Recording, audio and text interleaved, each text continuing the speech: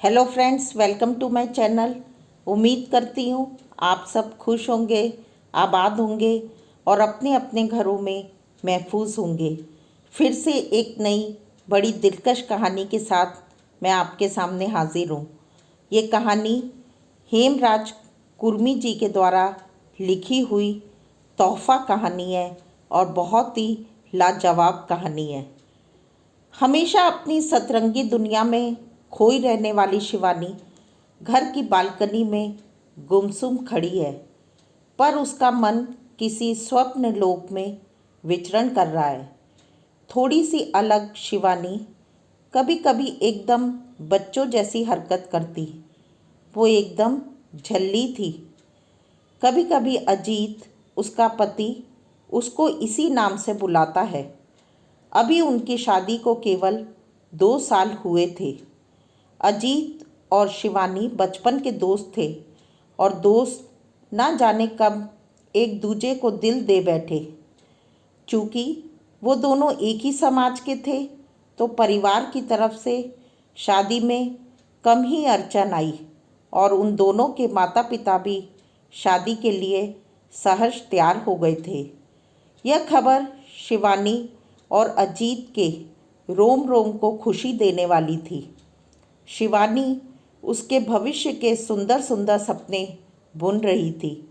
वह मन ही मन सोच रही थी कि भगवान ने उसके मन चाहे वर के लिए किए गए उपवासों का वरदान उसकी झोली में ढेर सारी खुशियाँ डाल दी हैं। अब तो वह हर दिन अरमानों के नए नए पहाड़ खड़े कर रही थी। अपने माँ बाप की एकलौती लाडो, दुनिया की कड़वी सच्चाई से दूर, अपनी मस्ती में मस्त, सपनों की दुनिया में किसी हिरनी की भांति छलांग भर रही थी। उधर अजीत अपनी नौकरी चाकरी में व्यस्त रहता, क्योंकि अब कुछ समय बाद शादी की जिम्मेदारी भी उसके कंधों पर आने वाली थी। वो सपनों से ज़्यादा जिंदगी को संवारने के लिए नौकरी में कड़ी मेहनत कर रहा था। दोनों कभी कभार फ़ोन पर भी बात कर लेते थे। एक दिन कुछ रिश्तेदारों ने शिवानी के माता पिता के कान भर दिए। उनके बहकावे में आकर शिवानी के माता पिता ये शादी करने से मुकर गए। उनका कहना था कि अजीत गरीब परिवार से है, इसलिए उनकी बेटी उस घर में खुश नहीं रह सकेगी। जबकि खुशी के हर व्यक्ति के लिए अलग अलग मायने होते हैं और शिवानी की खुशी अजीत के साथ थी। पर जब लड़का लड़की राजी तो क्या करेगा काजी की कहावत चरितार्थ होने की नौबत आ गई थी। शिवानी को उसके माता पिता का फरमान नागवार गुजरा। वह अब बगावत पर उतर आई। उसके आगे माँ बाप की एक न चली। अब तो उसके माँ बाप के हलक में जान आ गई। उन्हें डर सताने लगा कि कहीं ऐसा ना हो कि हमारी एक ही औलाद है और वो जवानी के जोश में कोई गलत कदम ना उठा ले, नहीं तो पूरे समाज में और गांव में थू थू हो जाएगी। इसलिए उन्होंने ये शादी करने में ही भलाई समझी। फिर कुछ रस्मों के बाद दोनों की सगाई पक्की हो गई। सगाई से शादी तक का सफ़र किसी भी जोड़े के लिए सबसे अधिक उत्साहित और आनंद देने वाला होता है। मिलन के लिए एक एक पल को गिनना, दिन रात सपनों की माला पिरोना और जीवन में हर प्रकार की खुशियों को पैदा कर देता है। इस समय जीवन के सबसे हसीन पल होते हैं जो पूरी उम्र याद रहते हैं और अजीत शिवानी के हिस्से में भी ये पल आए थे, जिससे उनके जीवन में भी खुशियों का अंबार लग गया था। ऊपर से घर परिवार एवं रिश्तेदारों का बेतहाशा प्यार उनके हिस्से में और भी खुशियों को और सुखद अनुभूति को भर रहा था। दोनों के रोम रोम से प्रेम की कोपलें फूट रही थीं। शिवानी अनायास ही बार बार खुद को आईने में निहारती तो उसकी सहेलियां अक्सर उसे चिढ़ाने लगती और उसे कहती, अरे रूपवती, जीजा जी तो पहले ही इस चांद से मुखड़े पर दिल हार बैठे हैं। अब बार बार क्यों अपना चेहरा दर्पण में देखती है, कहीं तुझे तेरी ही नज़र ना लग जाए। तो वह सहेलियों की बात सुनकर शर्म से पानी पानी हो जाती और उसे अपनी तारीफ सुनकर बहुत आनंद भी आता। जब सावन के बादल घिरते तो वो बावरी मोर की भांति नाच उठती। अब की बसंत का आगमन यौवन पर श्रृंगार का अलग ही जादू बिखेर रहा था। मानो रति और कामदेव के मिलन से सारी सृष्टि प्रेम से भर गई हो। धीरे धीरे इंतज़ार की घड़ियां ख़त्म हो रही थी और उनके मिलन का समय नज़दीक आ रहा था। आखिरकार कुछ दिनों के बाद अजीत शिवानी के द्वार पर बारात लेकर पहुंच गया। वे दोनों शादी के पवित्र बंधन में बंध गए। शिवानी उसके मायके से विदा होकर उसकी रूहानी आँखों में अनगिनत सपने संजोकर उसके ससुराल आ गई।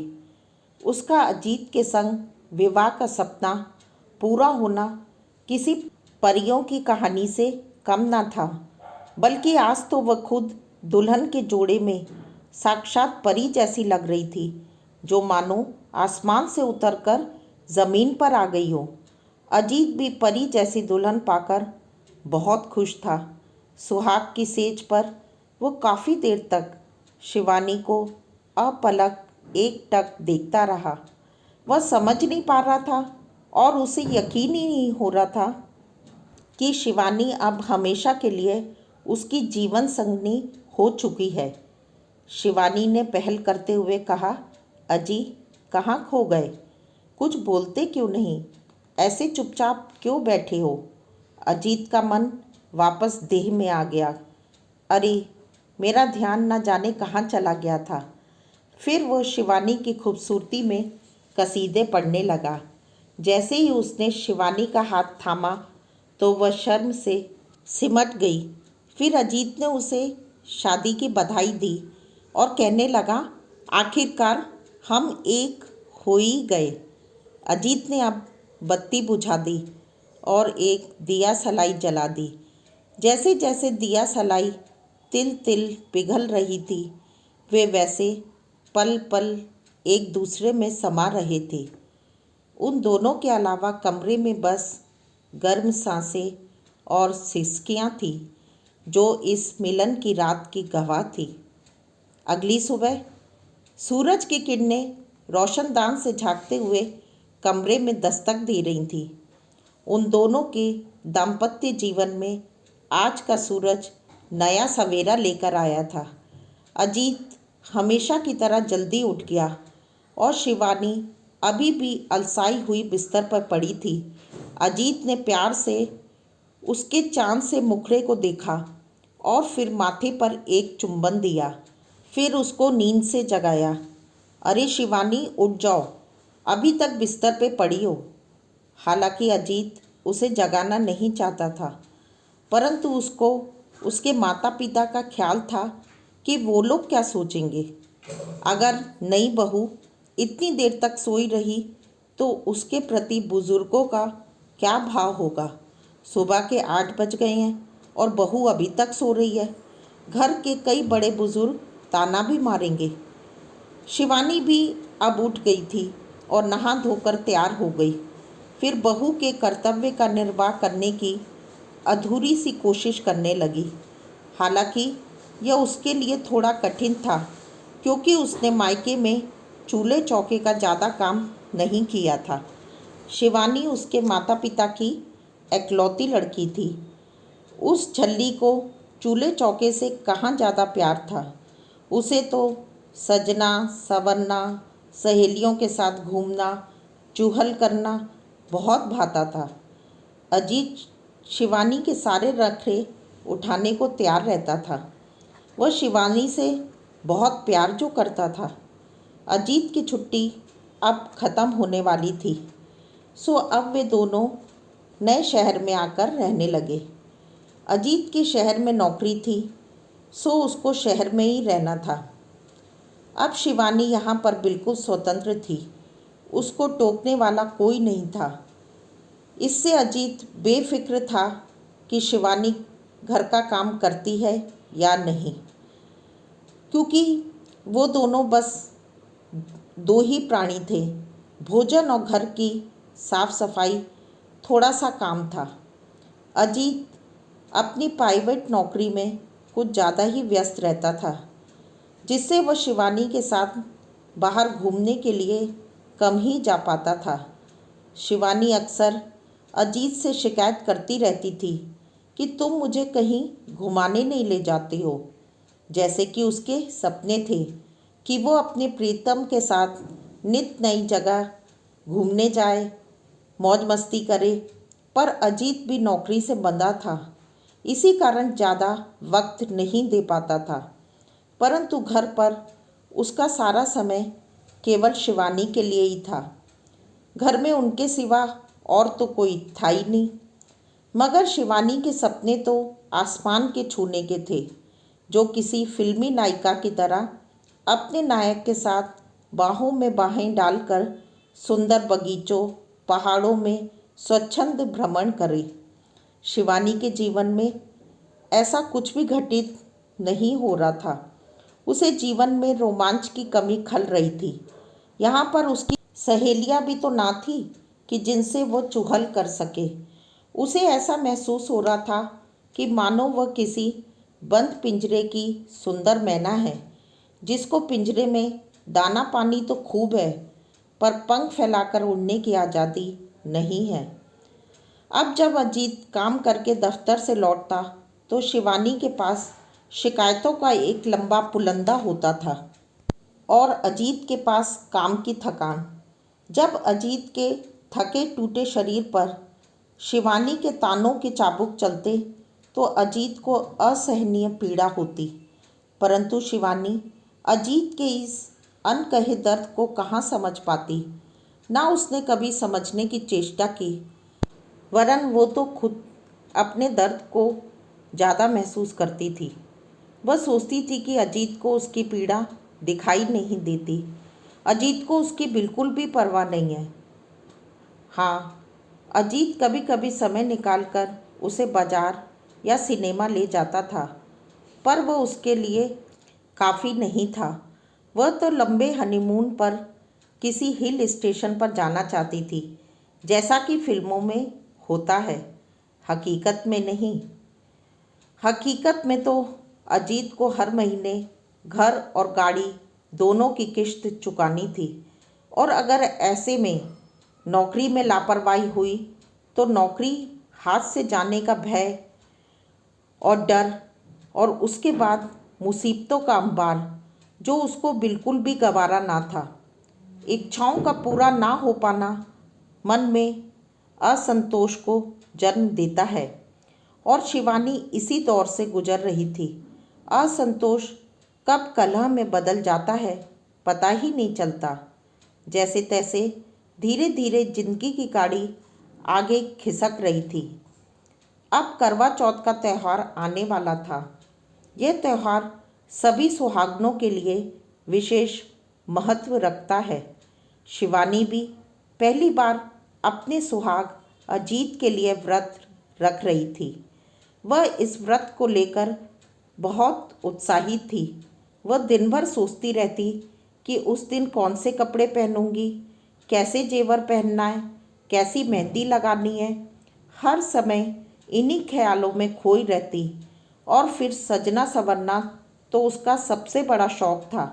हर रात में वह अजीत से इन सभी तैयारियों की बात करती।